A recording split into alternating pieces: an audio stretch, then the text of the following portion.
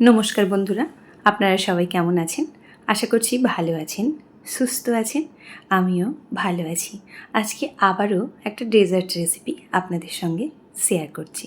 আশা করছি আপনাদের আজকেরও এই ডেজার্ট রেসিপিটা ভীষণই ভালো লাগবে। আমি মৌমিতার হেসেলে আপনাদের সকলকে আবারও একবার স্বাগত জানাচ্ছি। আজকে এই ডেজার্ট রেসিপিটা কিভাবে বানাচ্ছি দেখে নিন। বাচ্চা বড় সবাই পছন্দ করবে। এরকম যখন খুব গরমে কিচ্ছুটি খেতে ইচ্ছে করবে না, বিকেলবেলা এরকম একটা ডেজার্ট বানিয়ে নিন। বাড়িতে থাকা উপকরণ দিয়েই বানানো হয়ে যাবে। তার জন্য নিয়েছি 500 গ্রাম দুধ। দেখুন, আমি এখানে একেবারেই ঠান্ডা দুধটা নিয়েছি। আপনারা চাইলে আগে থেকে দুধটা গরম করেও নিতে পারেন। এবার এই দুধ থেকেই খানিকটা দুধ আমি প্রথমে তুলে রাখবো। আর এইটা বানাতে কিন্তু একেবারেই সময় লাগে না, আর খেতে ভীষণ সুন্দর হয়। দেখুন, আমি এখান থেকে 2 হাতা মতো দুধ প্রথমেই তুলে নিচ্ছি। আর আজকের এই রেসিপিটা যদি আপনাদের ভালো লাগে তাহলে বলবো লাইক কমেন্ট করে অবশ্যই চ্যানেলটিকে শেয়ার করে সাবস্ক্রাইব করে পাশে থাকবেন। এই দুধের মধ্যে প্রথমেই দেখুন 1 টেবিল স্পুন নিয়েছি আগার আগার পাউডার। আর আমি 500 গ্রাম দুধের জন্য কিন্তু 1 টেবিল চামচ আগার আগার পাউডার ব্যবহার করলাম। তার সাথেই দিয়ে দেব ভ্যানিলা পাউডার। এখানে আমি কাস্টার্ড পাউডারটা ব্যবহার করেছি। কাস্টার্ড পাউডার দিলাম ভ্যানিলা কাস্টার্ড, তাও দিলাম আমি এখানে 1 টেবিল চামচ আর হাফ টেবিল চামচ মতো। এই ভ্যানিলা ফ্লেভারটা আনার জন্যই কিন্তু আমি ভ্যানিলা কাস্টার্ড পাউডারটাই ব্যবহার করলাম। আপনারা অন্য কোনো ফ্লেভার নিতে চাইলে সেটাও ব্যবহার করতে পারেন। এবার ভালো করে কিন্তু এটা মিশিয়ে নিতে হবে, যাতে করে কোনো দানা দানা ভাব না থাকে। দেখুন, এরকম স্মুথ হবে, এরমভাবেই কিন্তু প্রথমেই মিশিয়ে নিতে হবে কাস্টার্ড পাউডারটা। সুন্দরভাবেই মিশিয়ে নিয়েছি, কোনো দানা দানা ভাব নেই। এবারই দেখুন, গ্যাসটা জ্বালিয়ে তার মধ্যে দুধটা প্রথমে বসিয়ে গরম করে নেব। যেহেতু আমি কাঁচা দুধ নিয়েছি, তাই এখানে দুধটা কিন্তু বেশ ভালো করেই জাল করে নিতে হবে। তাই ভালো করে দুধটা যত সময় না ফুটে যায় সেই পর্যন্ত কিন্তু একটু ওয়েট করতে হবে।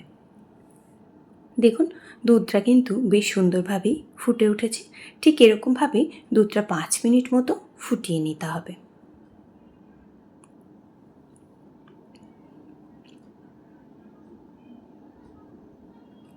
দুধটা ফুটিয়ে নিয়েছি। এবার এর মধ্যেই দিয়ে দিচ্ছি খানিকটা পরিমাণ কনডেন্স মিল্ক। অবশ্যই কনডেন্স মিল্ক ব্যবহার করবেন, আর যদি কনডেন্স মিল্ক না থাকে সেক্ষেত্রে কিন্তু আমুল পাউডার একটা দিতে পারেন, তাহলেই টেস্টটা ভীষণ ভালো হবে।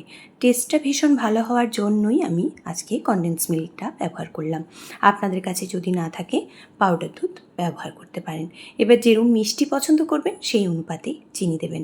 আমি এখানে 1 টেবিল চামচ আর হাফ টেবিল চামচ চিনি দিয়ে দিলাম। খুব বেশি মিষ্টি বানাবো না, তাই আমি অল্প চিনির ব্যবহার করলাম। কারণ দুধের মধ্যেও মিষ্টি ভাব থাকে আর কনডেন্স মিল্কেও কিন্তু মিষ্টি ভাব থাকে, তাই যখন চিনিটা দেবেন অবশ্যই একটু দেখে দেবেন। এবার আগে থেকে যে দুধটা গুলে রেখেছিলাম আগার আগার পাউডার আর কাস্টার্ড পাউডার দিয়ে, সেটাই এবারে কিন্তু দিয়ে বেশ ভালো করে এরকম অনবরত মিশিয়ে নিতে হবে, তা না হলে কিন্তু ডালা ডালা হয়ে যেতে পারে। এই সময় গ্যাসের ফ্লেম একেবারেই লোতে রাখবেন, তা না হলে কিন্তু তলায় ধরে যাওয়ার চান্স থাকে।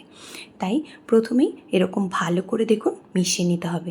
একেবারেই যখন দেখবেন ভালো করে মিশাতে মিশাতে গাঢ় হয়ে যাবে, ঠিক সেই পর্যন্ত কিন্তু মিশিয়ে নিতে হবে। আর কাস্টার্ড পাউডারটা দিয়ে কিন্তু ভালো করে ফুটিয়ে নিতে হবে, তা না হলে কিন্তু কাস্টার্ড পাউডারের কাঁচা গন্ধটা থেকে যাবে। দেখুন, ঠিক থিকনেসটা এরকম হবে। এবারেই কিন্তু চটপট কাজটা করতে হবে। এবারে গ্যাস বন্ধ করে আমি প্রথমেই দেখুন এটা নামিয়ে নিচ্ছি। আর এদিকগুলো আমি কতগুলো মোল্ড নিয়েছি, আমি এখানে সিলিকন মোল্ডগুলো নিয়েছি। আপনারা কিন্তু চাইলে একটা বড় বাটির মধ্যেও ঢেলে দিতে পারেন। আমি দেখুন ছোট ছোট মোল্ড নিয়েছি। এই সিলিকন মোল্ডের মধ্যেই শেপটা প্রথমে দিয়ে দেব। আর এই গরম গরম অবস্থাতেই কিন্তু তাড়াতাড়ি কাজটা করে নিতে হবে, তা না হলে কিন্তু চটপট করেই এখানেই এই সসপ্যানের মধ্যেই কিন্তু এটা বসে যাবে। আজকের এই রেসিপিটা একেবারেই সহজ আর বাচ্চাদের ভীষণ ভালো লাগে। বিকেলবেলা যখন ডেজার্ট খেতে ইচ্ছে করবে তখন কিন্তু এরকম একটা ডেজার্ট বানিয়ে নিতে পারেন। বাড়িতে লোকজন এলেও চটপট করে কিন্তু এরকমই একটা ডেজার্ট বানিয়ে নিতে পারেন। খুব অল্প সময়ে খেতে ভীষণ টেস্টি হয়। দেখুন, সব মোল্ডগুলো আমি ভালো করে ভরে নিয়েছি। এবারেই ঠান্ডা করার জন্য রেখে দেবো। এটা কিন্তু ঠান্ডা করার জন্য 2 ঘন্টা মতো রেখে দিতে হবে। আর খানিকটা ব্যাটার আমার বেঁচে গেছে, তাই আবারও একটা বাটির মধ্যে পুরোটা দিয়ে দেব।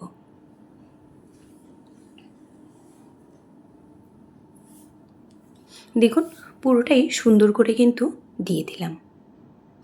একদমই সহজ সিম্পল একটা রেসিপি আজকে আপনাদের সঙ্গে শেয়ার করলাম।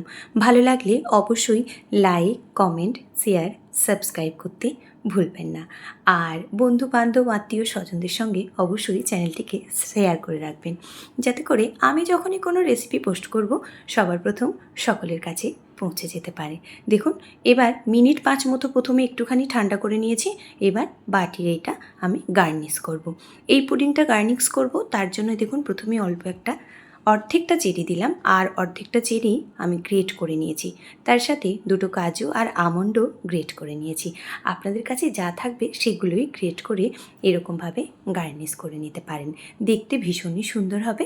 তাই দেখুন দেখতে কতটা সুন্দর হয়েছে। এবারে আমি ওপর থেকে দিয়ে দিচ্ছি আরও একটা আমন্ড, দুভাগ করে দিয়ে দিলাম, দেখতে যাতে খুবই ভালো লাগে। এবার ঠান্ডা হওয়ার জন্য 2 ঘন্টা মতো রেখে দেব। দেখুন দেখতে কতটা সুন্দর হয়েছে। দেখতে যেমন সুন্দর হয়েছে, খেতেও কিন্তু এটা দুর্দান্ত হয়। তাই একদম অল্প সময়ে এরকম কিন্তু চট করে ডেজার্টটা বানিয়ে নিতে পারেন। ভীষণই ভালো হয়। দেখুন 2 ঘন্টা আমি রেখে দিয়েছিলাম, ঠান্ডা হয়ে গেছে। আর আপনারা কিন্তু চাইলে হাতে কম সময় থাকলে নর্মাল ফ্রিজে রেখেও কিন্তু ঠান্ডা করে নিতে পারেন। আর এটা ঠান্ডা ঠান্ডা খেতেই কিন্তু ভালো লাগে। 2 ঘন্টা মতো ফ্রিজে রেখে ঠান্ডা করবেন, কিংবা নর্মাল রাখলেও কিন্তু ঠান্ডা হয়ে যাবে। আর ঠান্ডা হয়ে যাওয়ার পর ফ্রিজে কিন্তু অবশ্যই একটু রেস্টিংয়ে রাখবেন, তাহলেই খেতে ভীষণ ভালো হয়। দেখুন কতটা সুন্দরভাবে ডেজার্টটা সেট হয়েছে। এবারে আমি এটা বাটি থেকে বের করে নিচ্ছি। দেখুন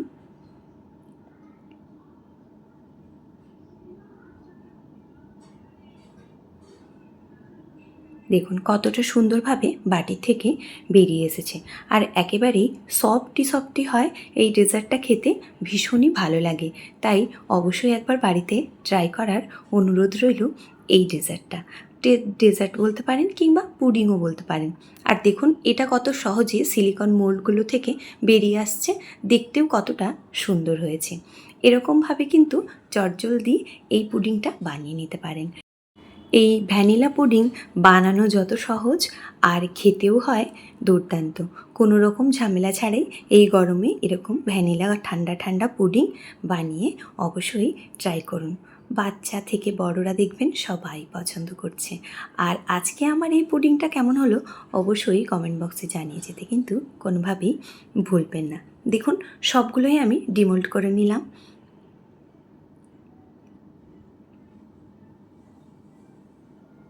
এবারেই দেখুন দেখতে কতটা সুন্দর হয়েছে। আর একেবারেই দেখুন হাতের মধ্যে আটকাবে না, আর এরকমই হবে। আপনারা এরকমভাবে চটপট পুডিং বানিয়ে বড় বাচ্চা বাড়ির সকলেরকে ভীষণভাবে খুশি করতে পারেন।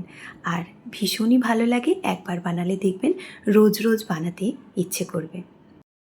দেখুন পুডিংটা আপনাদের কেটে দেখাচ্ছি, কতটা সুন্দরভাবে পুডিংটা কেটে আসছে। এরকম একেবারেই সুন্দরভাবে কিন্তু পুডিংটা কেটে যাবে। আর দেখতে কতটা সুন্দর হয়েছে ভেতর থেকে সেটা তো বুঝতেই পারছেন। এরকম চটপট করে পুডিং বানিয়ে বাড়িতে খাওয়া দাওয়া করুন আর ভালো থাকুন। আপনারা এতটা সময় আমার সঙ্গে থেকে আমার এই রেসিপিটা দেখলেন, তার জন্য আপনাদের অসংখ্য ধন্যবাদ। ভালো থাকবেন, সুস্থ থাকবেন। আবারও দেখা হবে পরের কোনো রেসিপিতে।